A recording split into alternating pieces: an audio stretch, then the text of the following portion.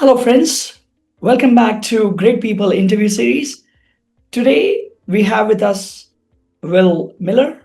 Welcome, Will. Hi, Sachin. He Great to be here. he's a super successful person, and not just because he built many businesses for himself, went to the peak, and then obviously had the next one as well. But he also helped a lot of businesses start and scale.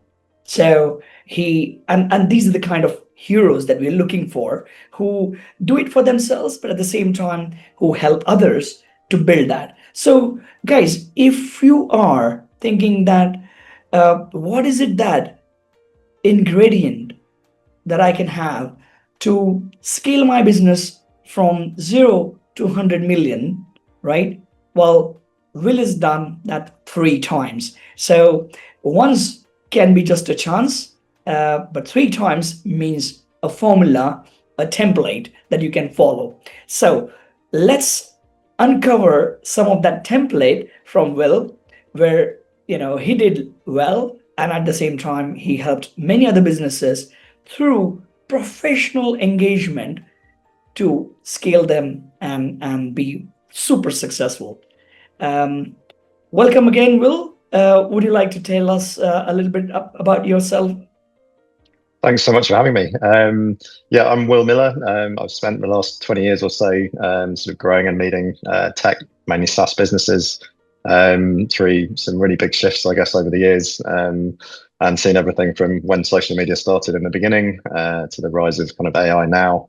And just seeing a huge amount of innovation over the years, both from being an entrepreneur myself, but also from helping other companies go through some of the fastest growth stages I think we've seen in history actually. So it's been fascinating insight into working with leadership teams to understand their challenges and what really they're struggling with, I guess, and how they've managed to overcome that. But also seeing it firsthand, doing it by myself as well. So double aspect, but yeah, I've had a lot of fun trying to grow and create things that haven't been done before, and love disruption. So going into industries where you want to shake things up and do things differently. And quite often I've taken things from one industry and taken it into another with some good success as well. So interesting just seeing the kind of synergies between one industry and another and trying to move things.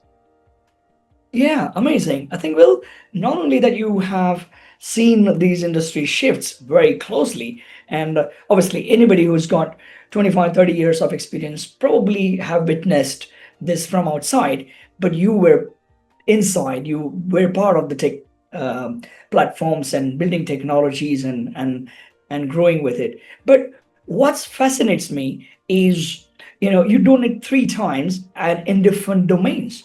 You started with um, a website platform, and then properties, and so on. So would you just tell us your three success journeys, and then I think we can take it from there into today's world of AI and try and discuss how businesses should take decisions, how it was, and then how it is now. We'll take that, straight after that.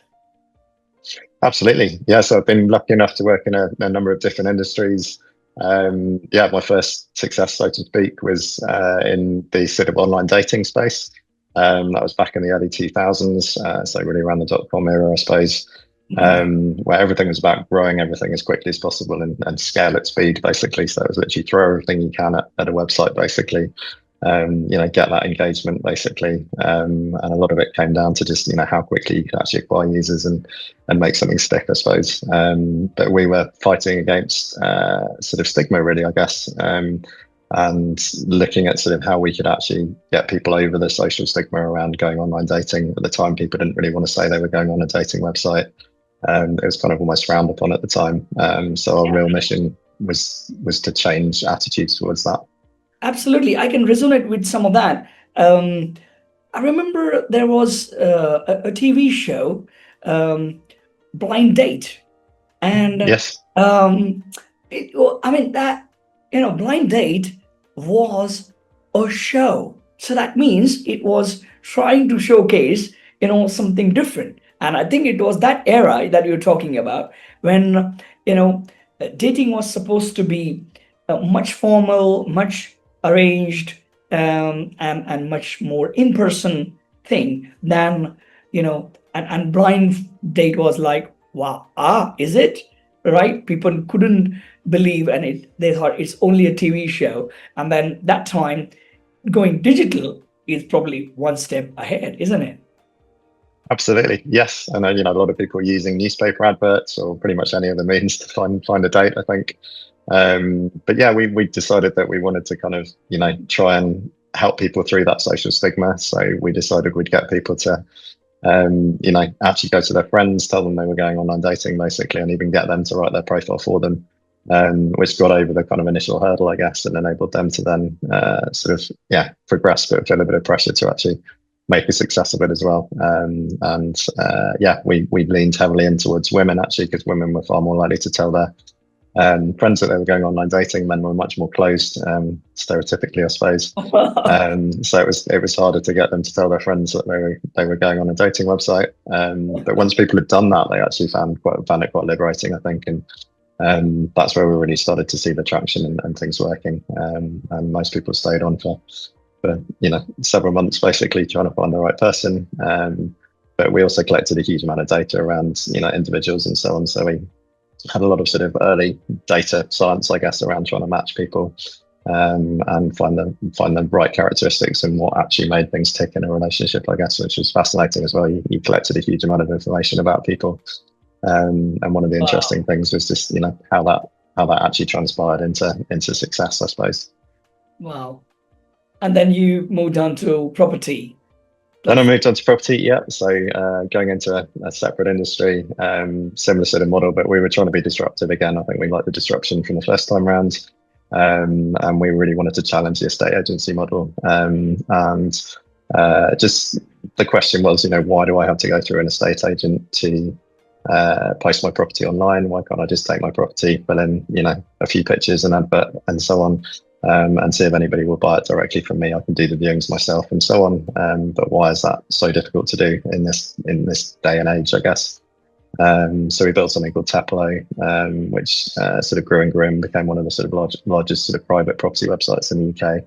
I think we had about 28,000 properties listed for sale in the first year, which was pretty rapid growth. And it went on from there. I think we sold about 8,500 of them. So it got more successful over time. But it was interesting just seeing that people could feel empowered to challenge their estate agent and actually say, look, I might be able to sell it quicker than you, so I'm going to try. So that was pretty interesting. That's very interesting. I think the two areas I want to just understand is, first, you came from a different domain knowledge with your dating website, getting into a different zone, properties, right? Of course, we all would know the basic property stuff, right? But doing business in property domain is a different ballgame altogether. So that's number one. And the hurdle number two is when you're trying to do something which is disrupting the market. You didn't just open another agency, which means you just do standard marketing, and few people going on high street, they will go on to shop number one and shop number five. So you get the footfall, you get going, right? But you're trying to disrupt as well. And it takes time for people to digest and trust. So how do you create that? And of course, if you could share, the challenges that you had, the initial experiments you had where you failed and then you kind of pivoted, or you didn't. Absolutely, yeah. I mean, there was a few that were, big mistakes that we wouldn't make again, I think. I think, we used a lot of social media at the time. We used a lot of press. We didn't have a huge amount of money to get started. I think that's the other thing. We never raised money to start the venture. We literally, we went very organically from the beginning, and literally sort of tried to get the first few properties on for free, then started to monetize and kind of went from there. But we used a lot of sort of press articles and so on, a lot of quite provocative statements that actually just inspired conversation and debate, I guess, as well. So we were almost treading on people's toes deliberately to actually kind of get them to talk about it more, which in itself then publicized what we were doing, even more. I think there was also a side to people because we were doing something disruptive and challenging, a model that had existed for years.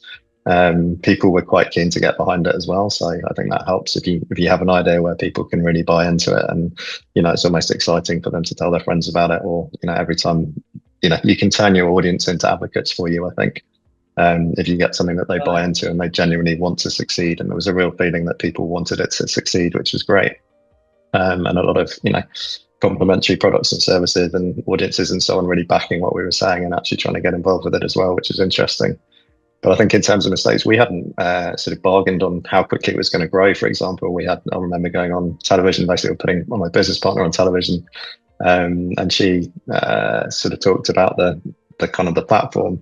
And we hadn't realized that we were going to get quite so many registrations at the same time. So we literally had more than 2 properties a second going up onto the website simultaneously. Wow. And we were actually giving every property its own sort of date. Almost its user ID was generated from the date timestamp of when the property was added to the website. Wow. But we hadn't gone down to seconds, so we couldn't actually, we weren't expecting more than one a minute, let alone more than one a second. So because we couldn't distinguish between the two, the whole website fell over basically. So we crashed it. And that was just a good story about how not to do things, I think. And always plan for the unexpected as well, I think. So, but yeah, no, we put everything into it. And, I think after a while it became quite self-perpetuating. We also sort of were posting properties onto other high traffic websites as well. So anything you can do to kind of share, your activity, I guess, on bigger platforms, I think it helps you to really generate that traction quickly as well. And we had quite a lot of buy-in from other providers as well. We had, people like Nokia were trying to launch sort of apps at the same time, so trying to get their app still working. If you remember Nokia back from that sort of era.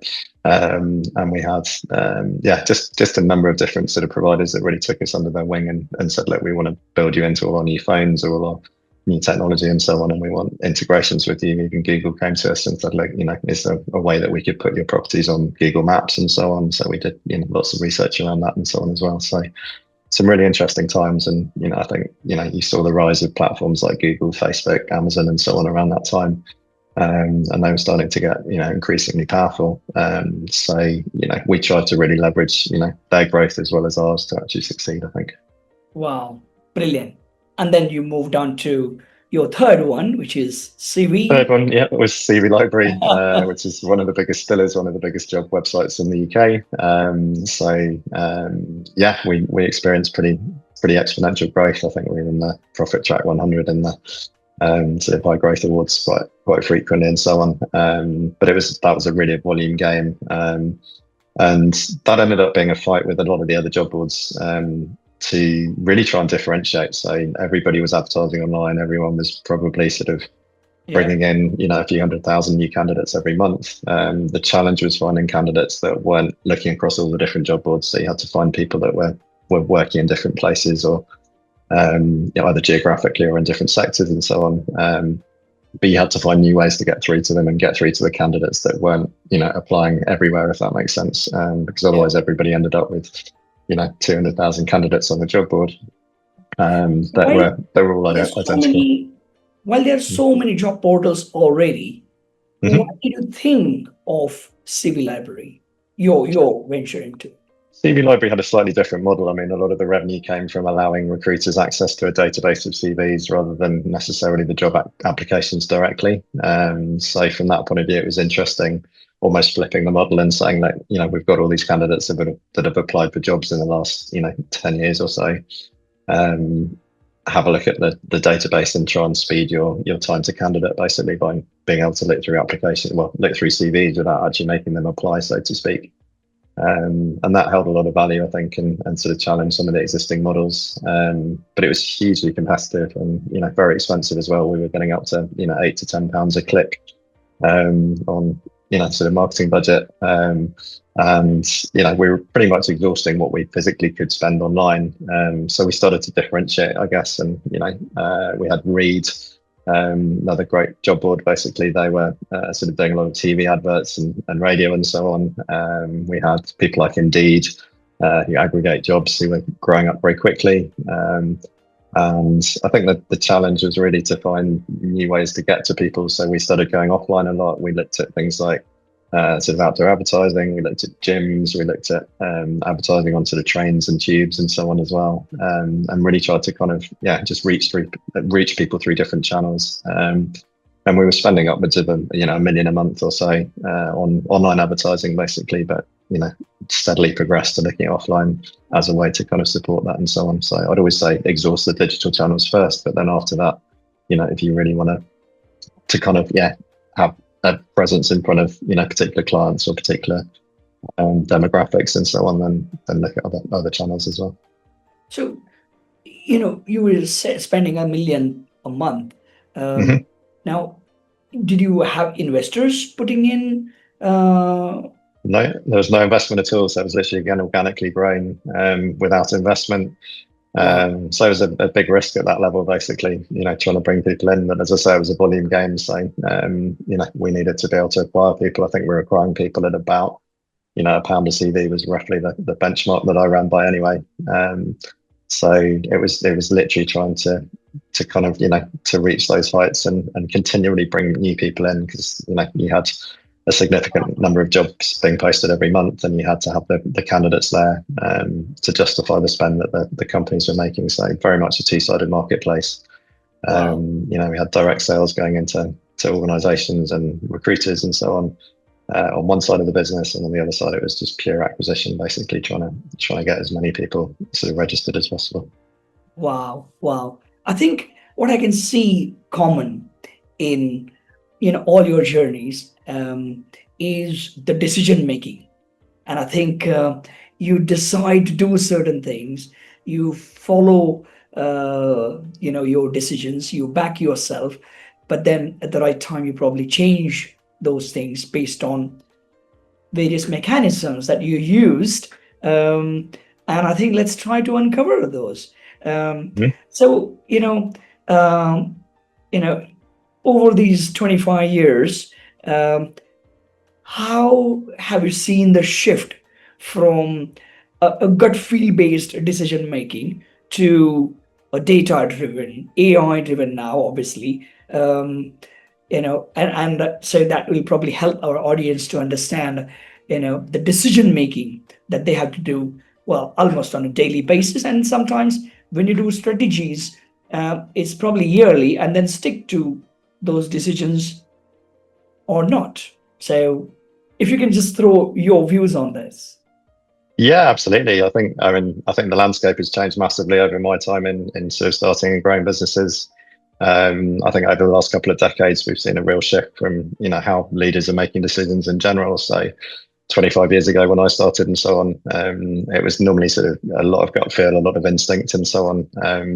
And I think the best leaders, or the leaders that won, generally had a really good sort of background understanding of the market. You needed to know your sector or your industry really well. You had good connections, you had good people, around you basically, and you were able to kind of launch things at the right time for the market, I think. But at the time, we were working with really limited data, so we didn't have a lot to base our decision making on, I guess. So that was your kind of gut feel era, I guess. And then, as you've moved forward to today, I think, going through 2010 or that sort of time, we started to realize the value of the data that we were actually generating. So you went from that sort of mass acquisition era, to one where you realized you were sitting on a huge amount of customer data. You had a real understanding of what they wanted, what they were doing, where they were going. Dating website was a really good example where, we knew whether somebody was athletic, whether they were thin, whether they liked playing sports, whether they liked music, and so on. And we could use that to really sort of provide services and so on that would really entertain or engage with them, I guess. But we started to realize that we were sitting on a sort of goldmine, so to speak, of data that could really be used to kind of understand people more and base our decisions on as well. So you've now got the AI era, I guess. So what that's really done is it's enabled us to take data and then speed all our decision making up completely. So decisions that once took sort of months of analysis and so on can now sort of take place in days, even hours, or simultaneously pretty much. So people can act really quickly based off models and data and sort of algorithms almost. So people can just make those decisions so much faster. And I think the other thing is that it's been democratized so much more. So you don't just need the leader to make that decision. You can make that data available to people across the company. So it can help people further down the organization to make some of those decisions as well, and not always have to revert back to a CEO or a leadership team. Yeah, With that concept, I guess. So I guess for me, that's one of the big changes of AI and that data era has been that it really empowers people at every level in the organization to start making decisions, or at least come to a leader with a problem and a solution rather than just a problem all the time. So yeah. that just speeds up the amount of complexity, I guess, across the Absolutely, organization at every absolutely. level. Because leaders, I think, I think the toughest one is to create the next level Hmm. to the C level who is as effective as the C level. And I think that's Absolutely. one of the toughest one because then, traditionally we see that, oh, you need to find the right people, the strong, with, in a lot of areas and so on.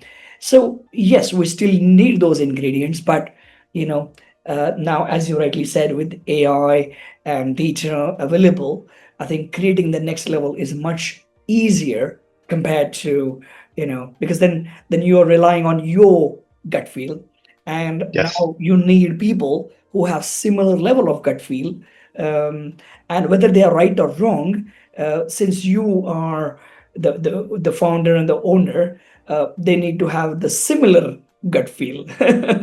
um, Otherwise, even if they are right, you might question, well, I'm not sure because it's all gut feel. Um, and you kind of, now I think what you're saying, it's completely changed.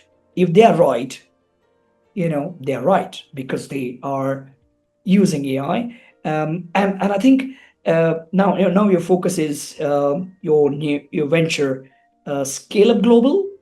Yes, that's correct. So how do you use AI and what exactly you do in that company? Absolutely. So ScaleUp Global is a software platform, effectively, or a community platform for fast growth scaling businesses. So what we did was we turned around to accelerators and incubators, and we gave them a platform to manage their sort of support programs, I guess, for companies. They in turn have invited their leadership teams, basically, of the companies they work with, onto the platform. And what we do is we form sort of support based around the issues those people are going to face over the next 12 months. So we ask people when they join up, what challenges are you going to face in your individual role within your company over the next 12 months? And what we can then do with that is take that information basically, and we can provide a kind of feed almost of content that will help address those challenges. We can have a feed of sort of contacts, so it's less like LinkedIn, but more building a peer group around each person in the company. And I think that's one of my big bits of advice for leaders is basically form a peer group around each of your members of staff, basically. So when they hit a problem or a challenge and so on, they always have a group of people they can go to actually solve that problem, whether that's within your company or outside of it. Wow. So what we do on ScaleUp is we form a peer group around the challenges. So if we have 20 Series B stage CFOs that are all planning to move to the US, for example, in the next 12 months, we can put them together in a group of, say, 15 or 20 of them, and enable them to talk to each other, basically. So as they hit a problem, they can say, has anybody else experienced this? How do I get over that? And so on. And then what Wow. we found, having done it for a while, was we can actually take people that did that last year or the year before, basically, and drop them into the group to actually mentor that group to help them moving forward. And it's all done virtually, basically, but based around challenges. So the whole platform effectively rebuilds itself around whatever challenges you're facing, and we'll suggest people you can talk to, people that can help. We've got an advisory network on there as well, and an investor network. So based off what you're actually experiencing, then we can put the right combination of people in. So rather than saying that just post it on LinkedIn, we're saying here's 20 people that will help you over the next 12 months, basically, to address the challenges that you've outlined. So that's the premise of it. Wow. That's really, really brilliant. And I think, while the leaders, and managers take these decisions based on AI insights, my question is, in your view, what balance should senior leaders maintain between human intuition and AI insights while they're driving growth strategies? Because I think, data will say that this is what you should do, and uh, your experience or your colleague's experience might say, well, actually, you know what? I think this way. And then Mhm. how do you strike the balance? I think the real magic comes when leaders stop thinking about your own intuition and AI being complete opposites, basically. So if you partner them together, basically you have both halves of it coming together. I think they complement each other really well. I mean, you can't survive with just AI, and you can't survive with just your own intuition anymore. I don't think. I'd probably challenge anybody that says otherwise. So the best sort of growth strategy is really going to come from mixing those two together, I think. So you've got AI, which is brilliant at sort of processing at scale. It can take a massive amount of data and complexity basically and simplify it for you so that you're left with a really simple decision. Yeah. It can spot trends, it can model outcomes, and it can look at sort of patterns and so on in a much better way that a human could never do on their own, I guess. And that's really powerful when you're looking at your strategy and sort of how to evolve and so on. And I think evolution is just becoming more and more essential. The speed at which you have to evolve to survive these days is rapid, basically. So you need things like AI to help you keep up with that. But what I don't think AI has got is context, basically. So it doesn't really understand, cultures. It doesn't understand timing. Doesn't understand, just human behavior really yet. And I think you need to layer that on top, basically, to actually kind of, make that AI useful. And it still comes down to, your own intuition and your own sort of instincts and assumptions to some extent to kind of make your decisions sort of more confidently anyway. And then I think you can use the data to de-risk what you're doing because the data will give you a trend, but you still need to decide what's going to happen to that trend in the future. And I don't think AI is going to be able to completely show you that because there's so many influencing factors that it won't take into account when actually making its own decisions as well. It's only as good as the information you put in, so to speak. So if it's not even exploring a particular scenario, then it's not going to be relevant. Absolutely, absolutely. And any sort of example you would like to give from any of these scale ups who are trying to use AI, and how you kind of help them strike the balance? Yeah, I mean you've got specifically focused AI companies now, basically that are trying to take things to a whole other level and so on. I think you're seeing more and more tools come out all the time, basically to help you speed up your processes, I guess. You've got platforms like Zapier and so on, which are enabling you to build your own models. I think the whole AI world is sort of opening up and so on. And I think once you stop fearing exposing some of your data to a model, basically, then it enables you to then sort of to use AI more freely. And I think one of the challenges with companies I've been working with and so on has been to give them the confidence that AI isn't a necessary evil or anything like that. It's not a bad thing, basically. It's really to complement stuff that they're already doing, so it's not changing their direction hugely. It's just giving them the confidence to do that. So I think you see a lot of banks, you see a lot of people with sensitive data. Law is a really good example of an area where they're really, there's a lot of desire to embrace AI, but there's a lot of resistance basically due to fears over where data is going to end up, and what might be challenged in that respect, I guess. So it's complicated, and for some industries to embrace AI is definitely not simple. And I think a lot of the regulated industries are where we're seeing the most friction, probably at the moment. Whereas, where there's some more mission-driven stuff that's for the greater good or for the planet and so on, then some of the environmental companies and so on are jumping in with both feet and being able to embrace it much more freely. They're much less there's much less risk associated, I guess, with some companies embracing it a bit more. Amazing. Well, I think you have so many insights because of your huge experience and being successful. It kind of helps in saying things that have worked. And we could probably go on and on, but we know that when it comes to an interview, probably there is an attention span, and we kind of have to limit ourselves to the time. And I thoroughly enjoyed talking to you. So let me jump straight to the last question. And as I said, I think you're so insightful, and I just feel that we just started and we're just warming up. and there's lots that you could probably help entrepreneurs, but maybe in a slightly different format, maybe a webinar or something in future. But I think for now, I want to know what's your vision, the purpose of life. Okay. I think for me, it's about creating meaningful impact. I think over the years, I mean, when I first started out, to be honest, it was all about money. I wanted to make money and I wanted to be successful, I think. But I think as time's gone on, I've kind of evolved that. And I've become a lot more mission driven, and it's really about creating meaningful impact, I think, overall. So really want to help sort of people, teams, and just new companies really sort of reach their full potential. So I think we have a kind of responsibility as we go through life to pass on knowledge and and understanding, I think, to other people in general. So being able to help people change the planet, change the world, live their own dreams and actually fulfill their own dreams, I suppose, just generally.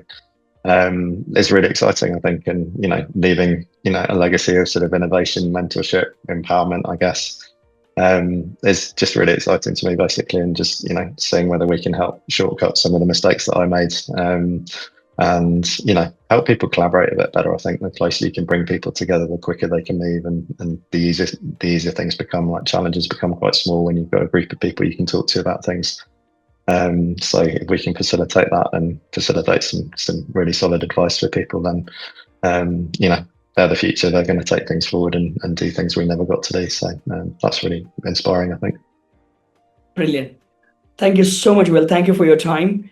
And it's amazing to talk to you. I'm sure this is going to help a lot of audience from the UK and probably another 58 countries where London School of Digital Business has got some presence. And the entrepreneurs from there would be viewing this video as well. I'm sure they will find a lot of useful areas, insights, and inspiration and motivation as well. So thank you so much once again for your time. Thanks so much for having me.